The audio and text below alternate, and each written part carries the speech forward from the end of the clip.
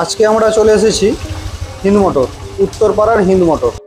হিন্দ মোটরের সেই কারখানা, সেই কারখানার ইতিহাস জানতে, সেই কারখানার ইতিহাস জানাতে।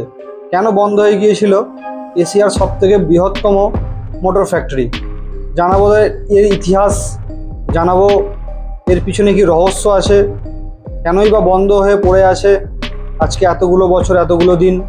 ভিডিওটির শেষ পর্যন্ত দেখুন, জানাতে পারবো অনেক ইতিহাস, অনেক কারণ আছে এটি বন্ধ হওয়ার পিছনে। সমস্তটাই আপনাদের সঙ্গে শেয়ার করব, দেখাবো। তো আসুন দেখা যাক আমাদের এই জেলার একটা ঐতিহ্য। এই কারখানা ব্রিটিশ মরিস অক্সফোর্ডের ওপর ভিত্তি করে 1942 সালে বিড়লা পরিবার শুরু করেছিল হিন্দুস্তান মোটরস ফ্যাক্টরি, যা তৈরি হয় গুজরাতে। পরে পশ্চিমবঙ্গের উত্তরপাড়ায় 1948 সালে এই কোম্পানি অ্যাম্বাসাডর তৈরি শুরু করেন। 1958 সালে শুরু হলো গাড়ি তৈরি, তারপর পথে নামলো অ্যাম্বাসাডর।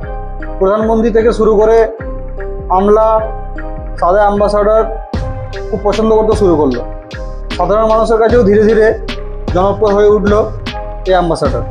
দিল্লি ঝাঁ চকচকে রাস্তা কিংবা ভারতের যে কোনো রাজ্যের কোনো প্রান্তিক শহর বা গ্রামের খারাপ রাস্তা, সব জায়গাতেই স্বাচ্ছন্দ্যে চলতে শুরু করলো অ্যাম্বাসাডর। বলিউড কিংবা টলিউডের নায়ক নায়িকাদের প্রথম পছন্দের যানবাহন হয়ে উঠল এই অ্যাম্বাসাডর। 8 থেকে 80 সকলেরই ভালো লাগার মতো কিছু না কিছু ছিল এই অ্যাম্বাসাডরের মধ্যে। সবই ঠিকঠাক চলছিল, ক্রমবর্ধমান বেগ নিয়ে ছড়িয়ে পড়ছিল চারিদিকে এই অ্যাম্বাসাডর। কিন্তু প্রথম ধাক্কাটা লাগলো বাজারে মারুতি 800 আসার পর। মারুতি 800-এর উন্নত টেকনোলজি, তেল সাশ্রয়ী ইঞ্জিন এবং উন্নত মডেল অনেকটা পিছনে ফেলে দিল এই অ্যাম্বাসাডরকে। এর পাশাপাশি আরও অন্যান্য কোম্পানি তাদের আরও উন্নত মানের গাড়ি ভারতের রাস্তায় নামাতে শুরু করলো। তার সঙ্গে সঙ্গে চাহিদা অনেকটি কমতে শুরু করলো এই হিন্দুস্তান মোটরসের অ্যাম্বাসাডরের। আস্তে আস্তে ঔজ্জ্বল্য হারালো উত্তরপাড়ার হিন্দ মোটরের সেই গাড়ি তৈরির কারখানা। প্রধানমন্ত্রী মনমোহন সিং BMW 7 সিরিজের গাড়ি ব্যবহার শুরু করতেই প্রধানমন্ত্রীর গাড়ি হিসাবে অ্যাম্বাসাডরের ব্যবহারও ইতি পড়ল। তারপর থেকে আমরা মূলত রাস্তায় হলুদ ট্যাক্সি হিসাবে এই অ্যাম্বাসাডরকে দেখতে পেতাম। তার মানে বুঝতেই পারলাম যে কতটা অবনতি ঘটেছিল এই অ্যাম্বাসাডরের। সেই সময়ে হিন্দুস্তান মোটরস একটি যুগান্তকারী শিল্প ছিল। সেই শিল্পের উন্নতির জন্য সরকার কর্তৃক হিন্দ মোটর রেলওয়ে স্টেশনটি তৈরি করেন। এই অ্যাম্বাসাডর মূলত 3টে ভ্যারিয়েন্টে তৈরি হয়, 1500 এবং 2000 সিসি ডিজেল এবং 1800 সিসি পেট্রোল ইঞ্জিন এবং CNG ও LPG ভ্যারিয়েন্টেও পাওয়া যেত। এই কারখানাটি তৈরির সঙ্গে সঙ্গে মানুষের সুবিধার জন্য আরও কিছু জিনিস তৈরি করা হয়। তার মধ্যে 2টি স্কুল, একটি হাসপাতাল, শপিং সেন্টার, স্বয়ংক্রিয় টেলার মেশিন এবং ব্যাংক, বিশেষায়িত ক্রীড়া একাডেমি, ক্লাব, অডিটোরিয়াম, হ্রদ, মন্দির এবং অন্যান্য সুযোগ সুবিধা সম্বলিত একটি পূর্ণাঙ্গ জনপদ গড়ে ওঠে। তো এই জনপদটি তৈরি হয়েছিল প্রায় 750 একর জমির উপর। আর এই কারখানায় কাজ করতেন 2700 জন কর্মী এবং ব্যবস্থাপক কর্মচারী। এই হিন্দ মোটর একসময়ে হুগলি জেলা তথা পশ্চিমবঙ্গের সামাজিক ও অর্থনৈতিক দিক থেকে অনেক উন্নতি সাধন করেছে। তবে আজকে সেই কোম্পানি বা সেই মোটর ফ্যাক্টরি পুরোপুরিভাবে ধ্বংস হয়ে গেছে। সেই ধ্বংসের পিছনে নানান কারণ আছে। আসুন এবার কারণগুলো জেনে নিই।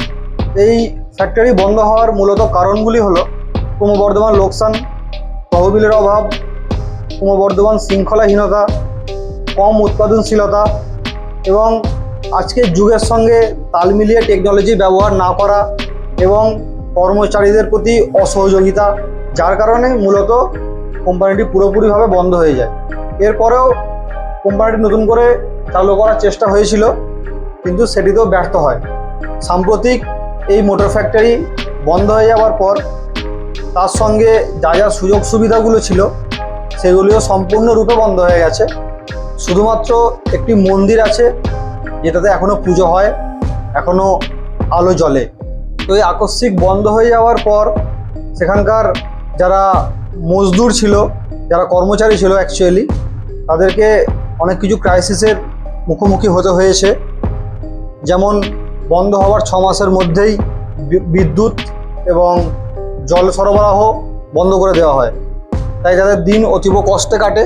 এবং সন্ধ্যে 6টার পর অন্ধকার নামলে গা ছমছমে একটা পরিবেশ সৃষ্টি হয়, যেটা না দেখলে বিশ্বাস করবেন না। আমরা গেছি বলে দেখে বুঝতে পারছি। অন্ধকার হয়ে যায়, গা ছমছমে ভুতুরে একটা পরিবেশ সৃষ্টি হয়। এবং ওখানকার যারা এখনও ওই ভাঙা কোয়ার্টারগুলিতে, সবকটা কোয়ার্টারই প্রায় ভেঙে গেছে, শেষ হয়ে গেছে পুরোপুরি, তার মধ্যেই মেরামত করে কিছু কিছু ওখানকার ওয়ার্কার্স এখনও বসবাস করেন।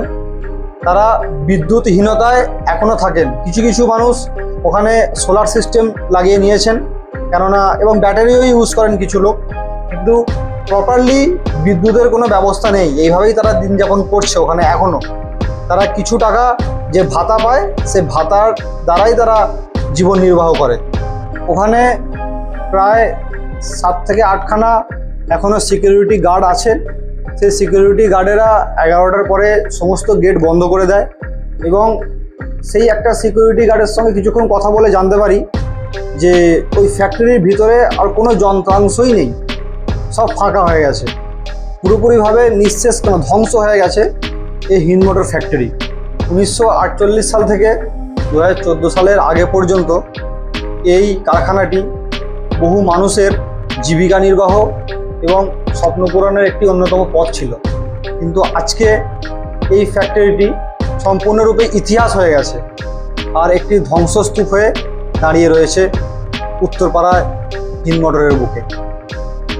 আমাদের এই ভিডিওটি ভালো লাগলে লাইক করবেন, শেয়ার করবেন, কমেন্ট করবেন এবং চ্যানেলটি সাবস্ক্রাইব করবেন।